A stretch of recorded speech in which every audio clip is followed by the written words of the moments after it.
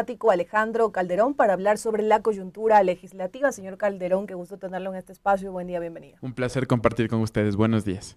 Conversemos un poco. Entre algunos de los proyectos que se debaten en la Asamblea Nacional se encuentra, por ejemplo, el tratamiento de los temas de la consulta popular. Hace unos días vimos un comunicado del presidente Daniel Noboa frente a esto. Él hablaba de una asamblea que no legisla para el pueblo y una comisión que pretende ignorar la voluntad popular.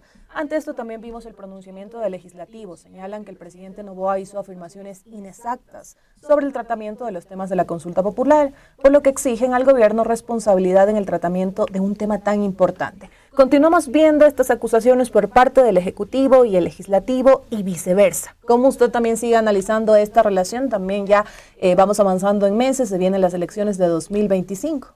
Así es, inauguramos ya la última etapa del año, empezamos con un julio movido, valga la redundancia. Es cierto que en realidad se ha inaugurado un nuevo periodo en las relaciones entre el Ejecutivo y el Legislativo, a raíz precisamente muy marcadamente de lo que sucedió con la vicepresidenta de la República, en el cual la Asamblea pues decidió que no siguiera adelante la investigación que llevan a cabo por parte de las instancias judiciales.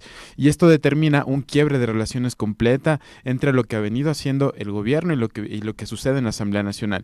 Esto no se puede entender si es que no comprendemos cómo el presidente de la República consiguió inscribir su movimiento político. Y esto, ¿qué incidencia tiene en la relación entre el Legislativo y el Ejecutivo?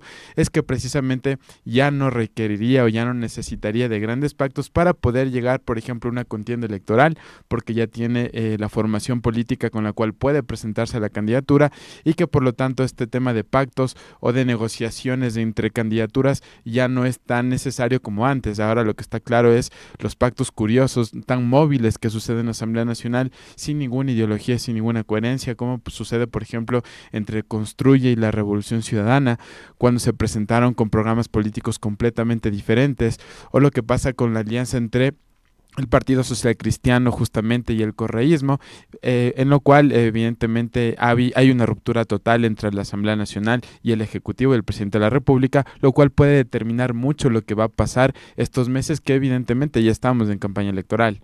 Y hablando de esto que usted menciona, que esta relación podría determinar lo que se podría dar estos meses del trabajo del legislativo, también ¿cómo analiza usted este tratamiento que están dando a las preguntas de la consulta popular, que fue precisamente esto que detonó esta acusación por parte del presidente Daniel Noboa, este tratamiento que le va a dar la Asamblea Nacional? Inclusive este 2 de julio tratarán en segundo debate este tema. Más que un tema técnico de debate legislativo, lo que estamos observando es que hay una disputa justamente por los sentidos o por el tema comunicacional.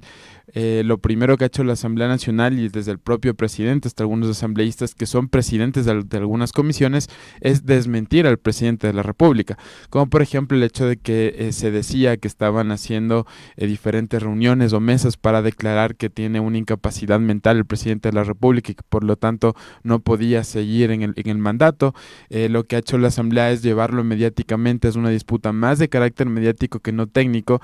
El día de hoy, por ejemplo, la presidenta de alguna de las mesas que está tratando este proyecto de ley enviado por el presidente manifestó de una forma bastante clara y rotunda que ellos no van a tocar una sola letra de lo cual propuso el presidente para que esta consulta popular llegara a una ejecución, sino que ha manifestado realmente que se va a tramitar tal cual el presidente de la República lo propuso y lo dijo hoy de una forma muy clara y muy enfática, lo cual nos determina que es un tema más de disputas comunicacionales entre desmentir lo que está haciendo el presidente y el presidente pues por su parte también no sé si de alertar posibles negociaciones al interno de la Asamblea Nacional o también marcar como su distanciamiento de lo que está pasando en la agenda legislativa. Cabe mencionar que esto no es únicamente de aprobar una ley, sino de la capacidad real que tenga el Estado de poder hacerlo, y en este contexto yo creería que si el Ejecutivo puede lanzarle la pelota o el problema, por así decirlo, a la Asamblea Nacional de que no está aprobando las leyes como el Ejecutivo propone, tendría alguna especie de justificación quizás de que la política pública no funcione o no resulte como él mismo lo prometió. Y algo que le quería consultar, ya que usted hizo mención, usted se refirió a este tema que salió en la Asamblea Nacional, que inclusive fue denunciado por un asambleísta de ADN, de reuniones para declarar la incapacidad mental del presidente Daniel Noboa, inclusive también desde otras bancadas se desmintió este tema, pero hay quienes señalan que este anuncio, esta denuncia que la hizo la asambleísta de ADN fue simplemente una cortina de humo para desviar la atención de lo que no está haciendo bien el gobierno nacional. Estamos justamente en la política, es como un juego de ajedrez. Esto coincidió también con lo que el propio presidente de la República hizo sus manifestaciones sobre otros presidentes del continente y algunas medidas como por ejemplo el tema importante que ha sido para el país y para el día a día de los ecuatorianos, que tiene que ver con el tema de los subsidios y con la cada vez más reducida capacidad adquisitiva que tenemos todos los ecuatorianos en vista justamente del tema del IVA, de los subsidios. Hemos tenido un debate absolutamente cero sobre el tema técnico, es decir, qué se van a hacer con estos 500 millones de dólares que se deja de subsidiar a los combustibles, y nos hemos centrado precisamente en la posible incapacidad del presidente, nos hemos centrado en las posiciones, opiniones personales que ha tenido el presidente sobre otros líderes a nivel continental, y ahora pues justamente estamos en otros debates más de carácter mediático de que si dijo, no dije, pero no hay un debate netamente técnico, y de esto son responsables tanto la Asamblea Nacional como el presidente de la República. Entiendo yo que desde un punto de vista de nuevas comunicaciones se puedan usar nuevas herramientas, nuevos medios como el TikTok, pero ante la coyuntura nacional y ante los retos que vive el país, no es suficiente con que el presidente se saque la camiseta, vaya a jugar fútbol sin camiseta y mande un TikTok diciendo que él está trabajando por el país. Evidentemente necesitamos más responsabilidad de nuestras autoridades y de debates más técnicos, más enfocados. La Asamblea Nacional no es únicamente el tema de fiscalizar, no es únicamente el tema de legislar, no es cuántos proyectos de leyes aprueban, no es cuántas leyes van adelante, sino es la calidad normativa. Solo por mencionar algunos informes, desde el punto de vista el Consejo de la Administración Pública menciona que por nuestra baja calidad normativa el país pierde más de 1.000 millones de dólares anuales porque hacemos leyes contradictorias, por ejemplo. Eso es en lo que la Asamblea Nacional realmente debería de prestarle más atención y no llenarnos de juicios políticos por todas partes. Un juicio político cuando procede. La Constitución de la República es bastante clara y bastante sencilla. Son en tres cosas puntuales, y es cuando una alta autoridad no ejerce sus funciones. Cuando nosotros vamos a un hospital público y no encontramos medicinas, no encontramos médicos, ahí es cuando un alto funcionario no está cumpliendo sus funciones. No es que si me cae bien o me cae mal. Lo que sucedió, por ejemplo, con Wilman Terán, que solicitaron el archivo de su proceso de juicio político, cuando mediáticamente incluso hay publicaciones de los documentos de la información. Ojo que ellos archivan el juicio político porque dicen que el informe no está con las causales que debería estar. Más allá de entrar al fondo, eso es todo lo que la ciudadanía decimos, son sueldos públicos que realmente no están al servicio de la ciudadanía, sino de intereses particulares. Y ya que usted se ha referido al caso de Wilman Terán, era uno de los temas que le quería consultar. La Comisión de Fiscalización aprobó este informe que recomienda al Pleno de la Asamblea Nacional archivar el juicio político contra el expresidente del Consejo de la Judicatura. Esto ha generado controversia a raíz de que se conoció la decisión, porque señalan que Terán debe ser sentenciado, en este caso por también la Asamblea Nacional. ¿Aquí qué prosigue en este caso? Porque también se ha dejado mucha duda acerca de cuál podría ser el siguiente paso frente a este tema. Bueno, en realidad los juicios políticos van al debate de una comisión. La comisión recomienda si es que se archiva o si continúa el juicio político. El máximo órgano de decisión es el Pleno de la Asamblea Nacional, con lo cual ellos podrían levantar este archivo por parte de esta comisión. Pero más allá del tema del procedimiento legislativo como tal, es justamente la imagen como país. Hay que recalcar y ahí tenemos que enfocarnos un poquito más también en el tema específico del juicio político. Estamos hablando de que el juicio político tiene dos vertientes: del tema de juicio, en el cual requiere de que tengan las garantías procesales debidas del caso, y el tema político, de que evidentemente hay un tipo de coyunturas, de movilidades tan frágiles, en el que dependiendo del tema, unos se alían con unos, otros con otros, se van haciendo determinadas negociaciones quizás sin una dirección clara de cuál es la orientación política, pero es un tema de responsabilidad. Es decir, en este caso, más allá de que lo identifiquen a Wilman Terán con una formación política determinada, el fondo, el tema del asunto es que evidentemente una alta autoridad del Consejo de la Judicatura no puede tener relaciones de carácter político para tomar decisiones de carácter judicial.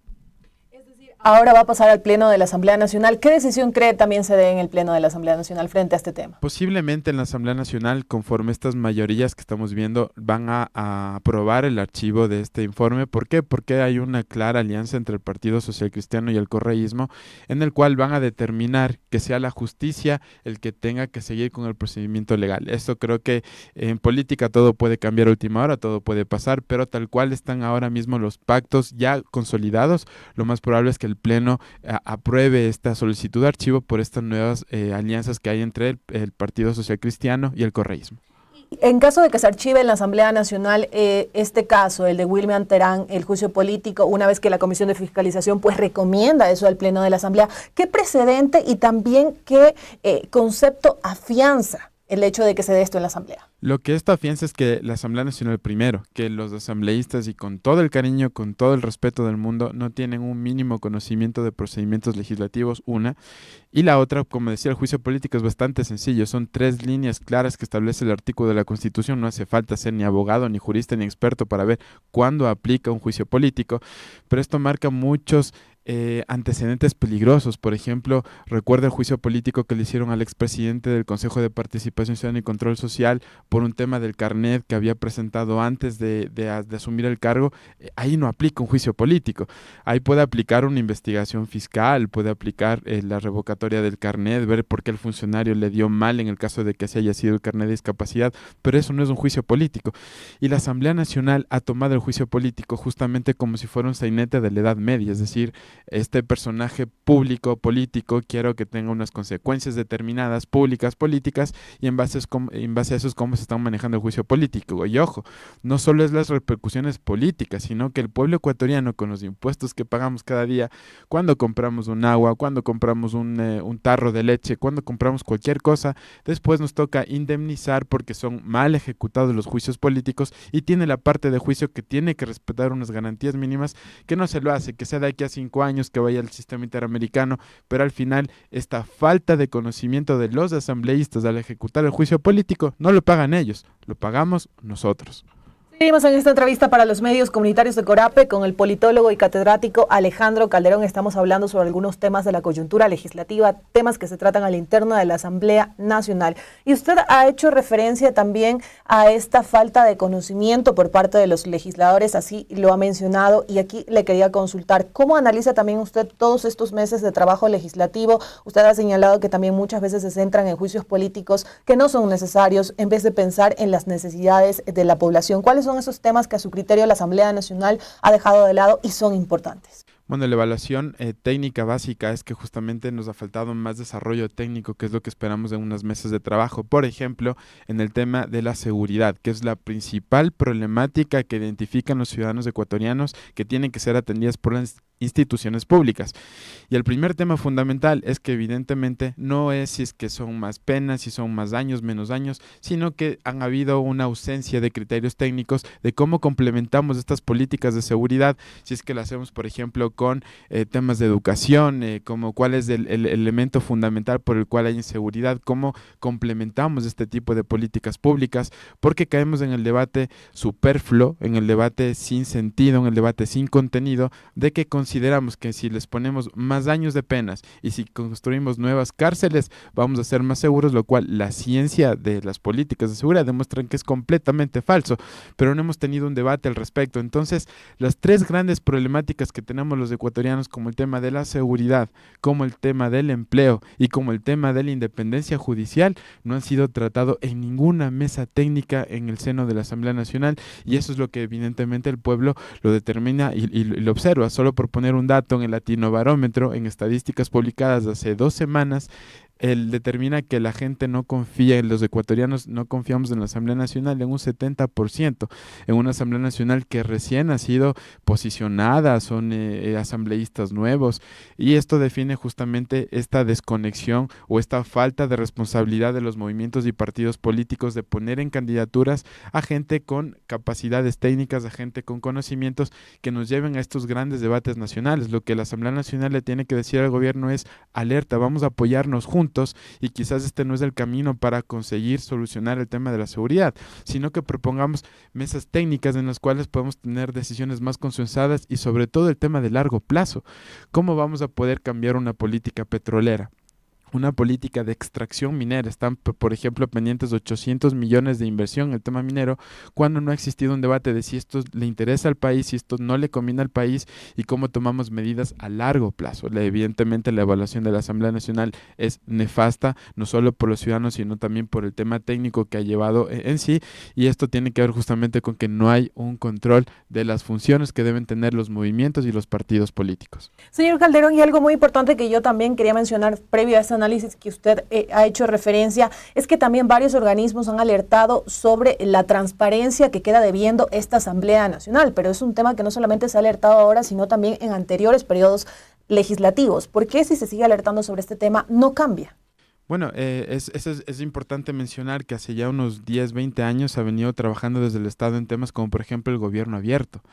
Y el gobierno abierto no es más que sepamos cómo se adoptan las leyes, cómo son las conversaciones. ¿Y por qué no cambia? Porque en el país, y hay que decirlo frontalmente, en el país hay cacicazgos, hay dueños de partidos políticos, porque, seamos honestos, ni siquiera los asambleístas toman sus votos conscientes de las decisiones, sino que simplemente los jefes del buró político les dicen: usted tiene que votar así, y usted tiene que abstenerse o tiene que aprobar esto. Y es por eso que no hay una transparencia de cómo se negocian las decisiones públicas y políticas. Por ejemplo, en Chile hay una ley de lobby en el cual los asambleístas, cada vez que se reúnen con alguien, tienen que registrar y tienen que publicar en la página web si se reunieron con el presidente de alguna empresa, con algún actor político determinado. Y en este país no hay transparencia en la gestión de la Asamblea Nacional, porque los líderes, los caciques de los partidos políticos son los que siguen tomando las decisiones, y podemos mencionar algunos, ¿no? Parte final también, antes de concluir esta entrevista, yo al inicio de este diálogo con usted hacía mención a este comunicado que emitió el presidente Daniel Noboa, y que bueno, luego la Asamblea Nacional también le respondió frente a este tratamiento de los temas de la consulta popular, y en ese comunicado pues el presidente hacía mención a una Asamblea Nacional que no legisla, y en la parte final del comunicado hacía una consulta que dice: esta es la Asamblea que merece el Ecuador. Frente a este tema también han surgido algunos pronunciamientos de quienes hablan por ahí de una posible muerte cruzada. ¿Es posible que se dé esto?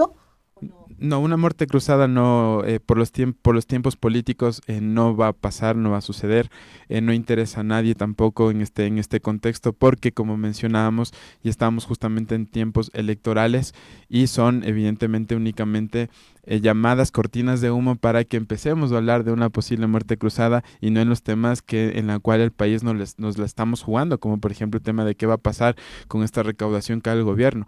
¿Cómo vamos a verificar realmente que estos 500 millones de dólares, ¿no es cierto?, de ahorro de los subsidios va a ir a educación o va a ir destinado a salud? Hasta ahora yo no he visto un informe técnico de la Asamblea Nacional que, tras la subida del IVA, haya verificado que esto haya sido dirigido para las Fuerzas Armadas o para la Policía Nacional. Eso es la fiscalización, no es únicamente llamar a determinados líderes políticos para yo salir en la palestra conforme con mis intereses políticos, y es una gran deuda que tienen hacia los ciudadanos. Es decir, ¿la muerte cruzada no aplica por los tiempos electorales? Es muy complicado, porque las candidaturas ya se presentan en septiembre, conforme el cronograma ya mencionado. Las primarias ya, por ejemplo, se hacen en julio. No podría tener tiempo para que se aplique una muerte cruzada. Le agradecemos por su tiempo para los medios comunitarios de Corapa, y muchísimas gracias por acompañarnos. Gracias por la invitación. Amigos y amigas, y con esta entrevista nos vamos a una pausa. Sigan en sintonía de la red que hacemos Corape, que ya regresamos con ustedes. Corape Digital TV